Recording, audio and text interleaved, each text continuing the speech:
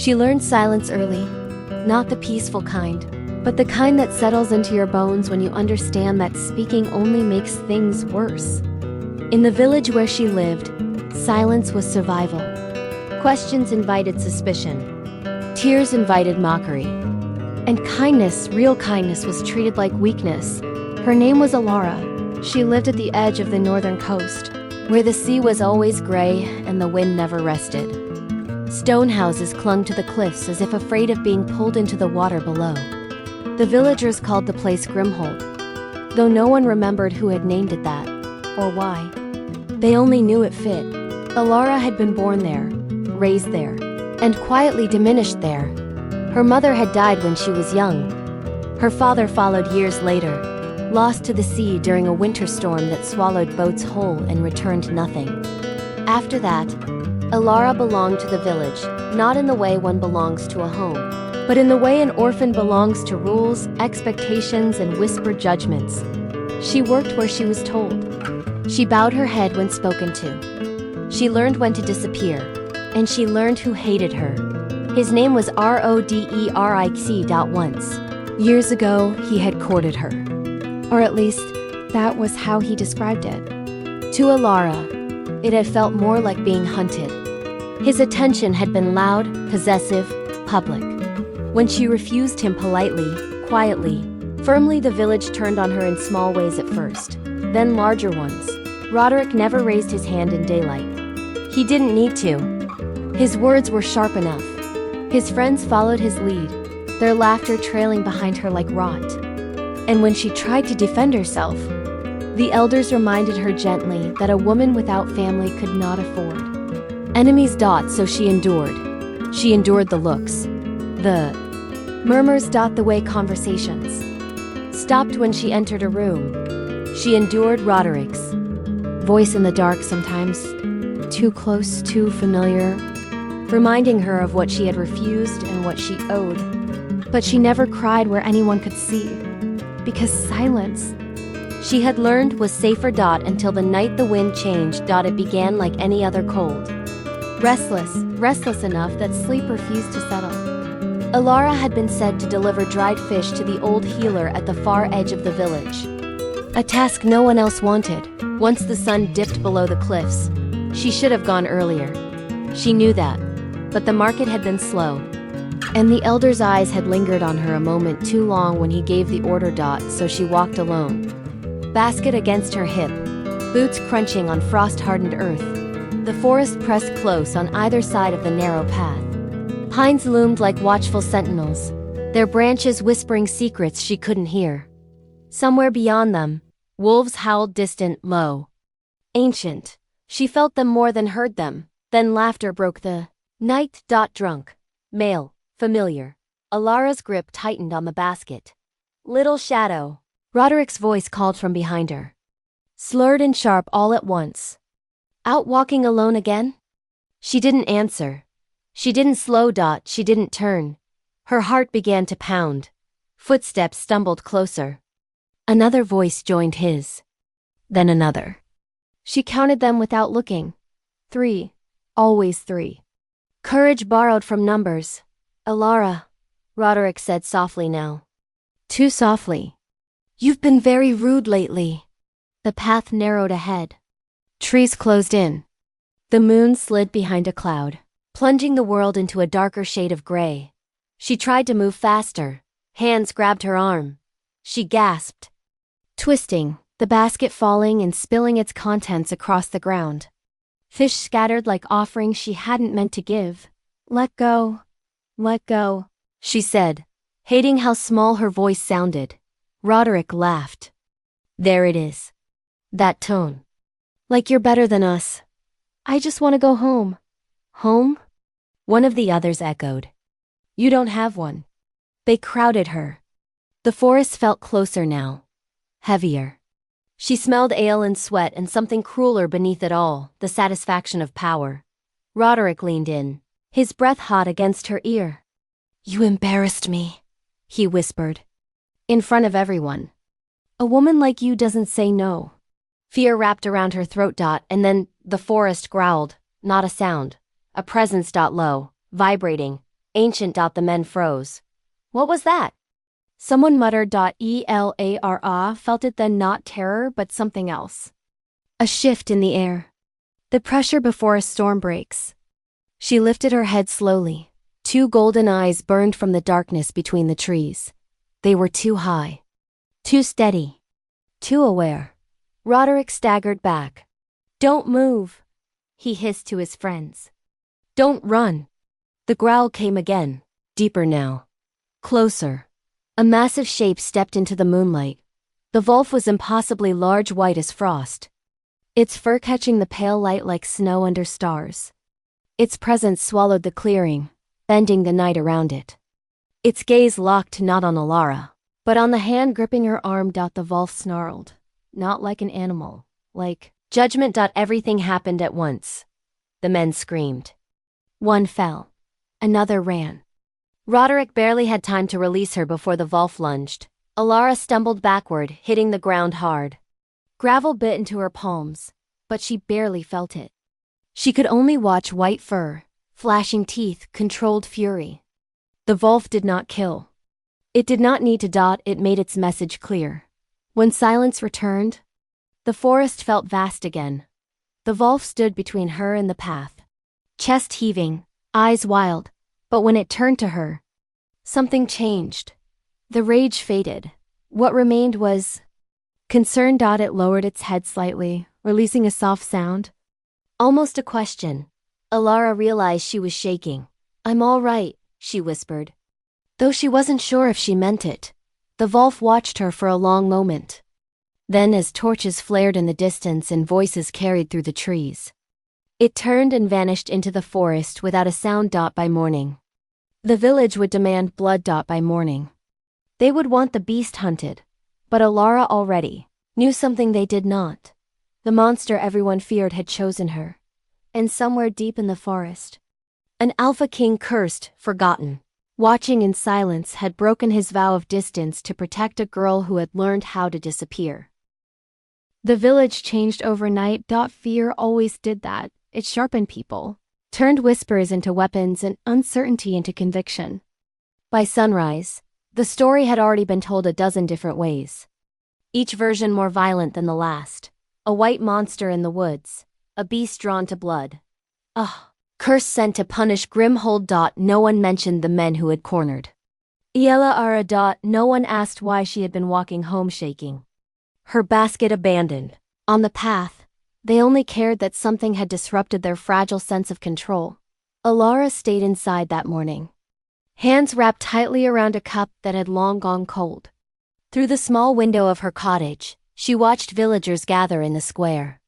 Torches leaned against walls, even in daylight. Spears were counted. Voices rose and fell like waves before a storm. They wanted the wolf.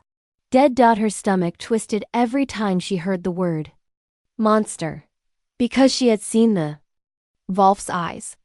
They had not looked at her like prey. They had looked at her like something precious. She told herself it meant nothing. That fear made people imagine meaning where there was none.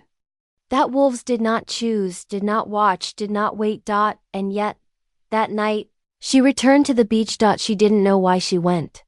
Only that staying inside felt worse, like holding her breath for too long. The sea stretched out before her, dark and endless. Its rhythm steady enough to calm her racing thoughts. The moon was thin, half hidden behind clouds. Alara. She startled. Spinning toward the sound, a man stood near the rocks at the edge of the shore. He was tall, broad-shouldered, wrapped in a cloak too fine for a fisherman, though worn as if it had seen long roads and harder nights. His dark hair was damp with salt, his face pale in the moonlight. I didn't mean to frighten you, he said quickly. His voice was low, rough, like someone unused to speaking. She took a cautious step back. You didn't. That was a lie. He seemed to notice anyway. His gaze flicked toward the path behind her, then back to her face, as if measuring something invisible. I woke on the beach this morning, he said. The villagers said you found me. Her heart skipped. You don't remember? He shook his head once. Not my name. Not where I came from. Only Fragments. Cold. Running. Pain. She hesitated, then nodded. You collapsed near the tide line. I called for help. Thank you, he said. The word carried weight, as if it meant more than courtesy. I'm staying near the forge now. They needed another set of hands. She studied him more closely then. There were faint scratches along his forearms, half healed, like brambles had clawed at him. His eyes strangely light for such a dark-haired man held confusion, but also something deeper, a restraint that felt deliberate. My name is Alara, she said finally. He inclined his head. I'm Micah. At least that's what they call me. Something in her chest tightened. She didn't ask who had given him the name. They stood there in silence, the sea breathing behind them. It should have been awkward. Instead, it felt easy. I should go, she said at last. Micah nodded. Of course. She turned to leave, then paused. They're hunting a wolf, she said quietly. If you hear shouting tonight, stay inside. His jaw tightened. I've heard. Their eyes met. For a moment, something passed between them, unspoken, electric. Then she left, walking back up the path with a strange warmth settling beneath her ribs. That night, she dreamed of golden eyes watching from the trees. The wolf came again. Not to the village. Not to the square or the livestock pens. To her. Alara woke before dawn, restless, and slipped outside barefoot, the sand cool beneath her feet. She didn't call out. She didn't need to. The wolf stood at the edge of the forest, just beyond the reach of the moonlight. It did not approach. It did not bare its teeth. It simply watched. I know you're there, she whispered. The wolf's ears tilted forward. Her heart hammered. But she forced herself to stay still. Slowly, carefully, she lowered herself to sit on the sand. Minutes passed. Nothing happened. Then, impossibly, the wolf lay down. Not submissive. Not weak, simply present. Something in Alara broke open. She began to speak. She told it about the village. About Roderick. About learning when to disappear and how to survive by shrinking. Her voice shook at first, then steadied. The wolf listened. When she cried, it did not move closer, but it did not look away. Night after night, the ritual repeated. By day, Alara worked. She delivered fish. She endured stares. She heard the men argue over traps and hunting routes. She watched Micah from a distance, noticing how he tired too easily. How sometimes his gaze drifted toward the forest as if pulled by something he didn't understand. By night, she returned to the beach. The wolf came closer each time. One night, it stepped into the moonlight fully and placed something at her feet, a smooth white stone. Warm from its mouth, a gift. Her breath caught. For me? The wolf's tail swept the sand once. After that, the offerings continued. Shells, sea glass. Once, a silver clasp tangled in kelp. And once, when she reached out with trembling fingers, the wolf allowed her to touch its fur. It was warm. Alive. She pressed her palm against its neck, feeling a powerful heartbeat beneath the thick coat. The wolf made a low sound, almost a hum, and leaned into her touch. She had never felt safer. The first sheep died. 3 days later. Then, another. The village erupted. They're coming for you, Alara whispered that night, her hands buried in the wolf's fur. They don't understand. The wolf nudged her forehead gently, a gesture so careful it stole her breath. I don't know who you are, she murmured. But I know what you're not. The wolf's eyes softened. Somewhere in the distance, horns sounded. The hunt had begun, and at the same time in a small room above the forge. Micah woke with blood under his nails and no memory of how it got there. The night everything broke open. The forest was already burning. Not with fire, though torches cut through the dark like teeth, but with intent. Men moved between the trees in a widening circle, voices rough with fear and certainty. Spears scraped against bark. Dogs whined, confused by a scent that split and twisted and vanished. Alara felt it from the first. Step into the woods. The air was wrong. Heavy. Pressed tight against her lungs. She should not have been there. She knew that. Every sensible voice inside her told her to stay behind locked doors and let the village destroy what it did not understand. But she also knew something else. If she did nothing, the Wolf would die. And with it, the only being who had ever seen her, truly seen her without trying to own or diminish her. She moved carefully. The lantern hooded, following paths she had learned in the dark. The forest seemed to lean toward her, branches shifting, roots offering footing where there should have been none. As if it knew her. As if it recognized her now as something more than a frightened girl. A shout rang out ahead. Then another. Alara froze behind a fallen trunk as torchlight flared across the clearing. The Wolf stood at its center. Blood streaked its white fur, not much, but enough. Its sides heaved, breath coming harsh and uneven. One of the hunters lay on the ground nearby, clutching his arm and screaming. They wounded it. Someone yelled. Finish it. A spear flew. The Wolf dodged, but not fast enough. The tip grazed its flank, drawing a sharp, pained sound from its throat. Alara didn't remember deciding to move. She was suddenly there, between the men and the beast, arms spread wide, heart slamming against her ribs. Stop! She shouted. The forest went silent. Someone laughed nervously. Get out of the way, girl. No, Alara said, her voice trembling but strong. You'll have to go through me. A spear wavered. The Wolf growled behind her, low and warning, but she didn't move. She felt its presence at her back, solid and enormous, like a wall. He killed livestock, a man shouted. He attacked us. He protected me, Alara shot back. From men who cornered me. From cruelty you all pretended not to see. Murmurs rippled through the group. Uncertainty cracked the edges of their rage. Then Roderick stepped forward. His smile was wrong. Too pleased. Too sharp. She's lying, he said smoothly. She's been feeding it. Taming it. Monsters don't protect. They manipulate. Alara's stomach dropped. She hadn't seen him among them. Leave her.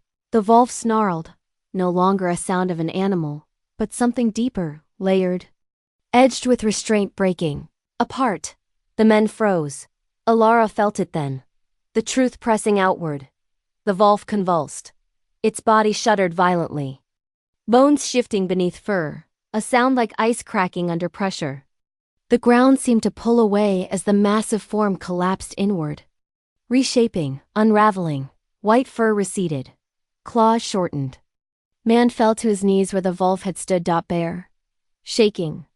Bleeding. Micah. Gasps. Tore through the clearing. Elara turned just as he collapsed fully.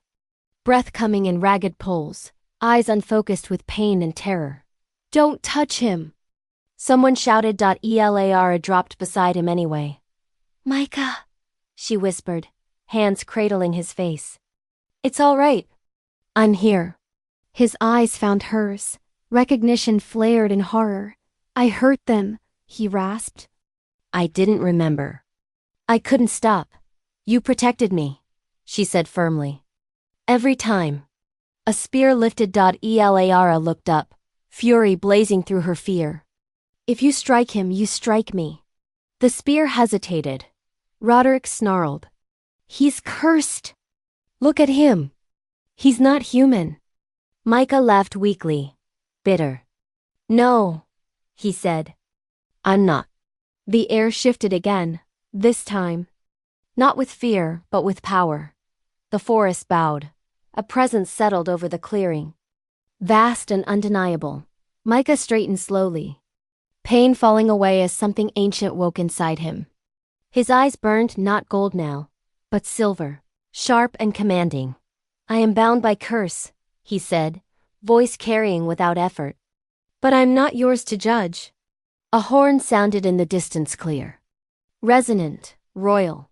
Men in dark armor emerged from the trees.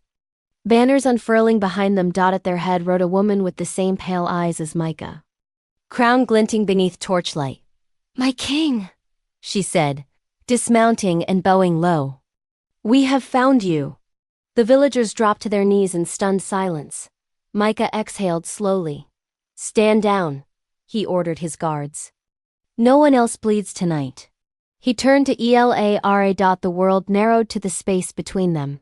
"I watched you," he said softly. "Long before I remembered my name. Long before I knew what I was. You endured cruelty in silence. And so did I." Her throat tightened. "You don't owe me. I choose you," he said simply. The words landed heavier than any vow. "I will not command you," he continued. "I will not cage you with titles or power. But if you would stand beside me, if you would walk north with me, I would spend the rest of my life protecting the woman who taught a monster how to be a man."